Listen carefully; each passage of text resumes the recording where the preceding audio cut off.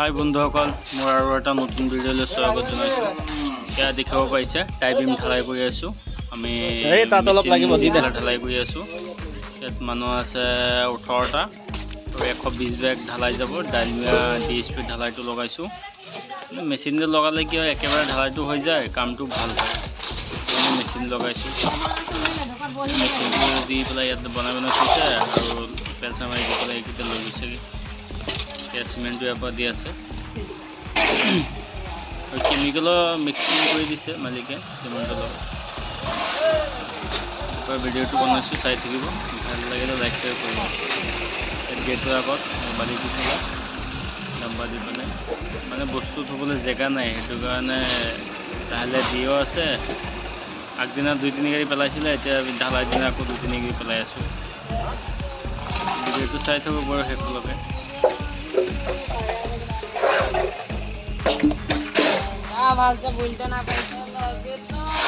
বিল্ডিংটো এৰিয়াটো আছে অলপ ডাঙৰ, তো পিনটো আছে চাৰে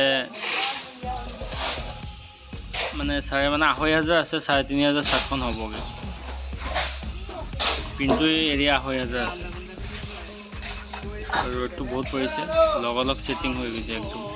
চিমেণ্টটো কাৰাকৈ দিয়া হৈছে, 2.5 ঢালাই দিয়া হৈছে। এইটো আমাৰ হেৰিয়ে মিলাই আছে ৰমজানে।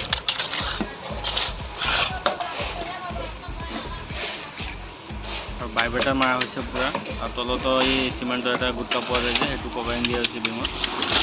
আৰু বাইবেটাৰটো মাৰা হৈছে।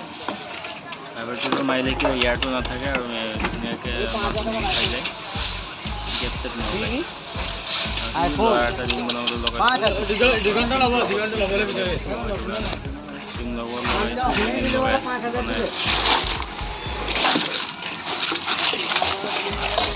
हाय गाइस, हम लोग काम कर रहे हैं।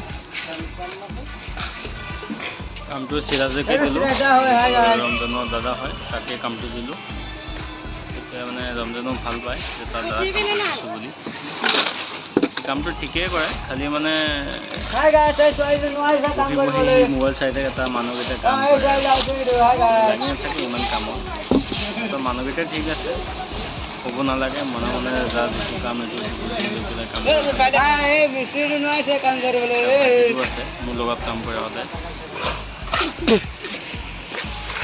দেখিব পাইছে এইফালে হৈ গ'ল আৰু এইফালে বাকী আছে, প্ৰায় 40% কাম বাকী আছে। এইটো দুপৰীয়াৰ পিছত হৈ যাবগৈ। এতিয়া ভাত খোৱাৰ টাইম হ'ব, খাব লাগে। আৰু এটা বস্তু মানে কি হয়, ইয়াত আমি ৰছী দি বান্ধিছোঁ, এইটো নাৰিকলৰ ৰছী দি বান্ধিছোঁ। পূৰা টাইটকৈ বান্ধিছোঁ, ঘনাই ঘনাই দিছোঁ। 2 ফুট, 2.5 ফুট বা 3 ফুট তেনেকুৱা বাঁহৰ হেৰি দি পেলাই বনাইছোঁ। বস্তুটো কি হৈছে, এই বাইবেটাৰ মৰাৰ পিছতে মানে এই বস্তুটো ৰছীটো অকণ ঢিলা হৈ যায়। য'ত মানে 12 ইঞ্চি হ'ব লাগে, তাত হেৰি হৈ গৈছে 12.5, 13 তেনেকৈ হৈ গৈছে। আৰু এইটো আমাৰ মালিক হয়,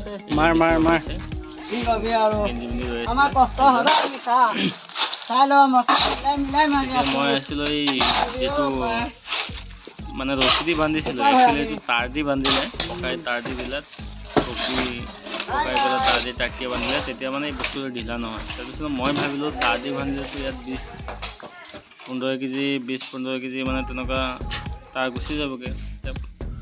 15-20 কেজি তাঁৰ যোৱাতকৈ এই পোষ্টটো বান্ধিছিলোঁ যে সময়ত ৰছীবিলাক কেনেই বেয়া হৈ যাব, তেতিয়া ৰছীবিলাকেই দি দিওঁ। সেইটো কাৰণে মই ৰছীয়ে দি দিলোঁ, নহ'লে তাঁৰ দি বান্ধিলোঁ।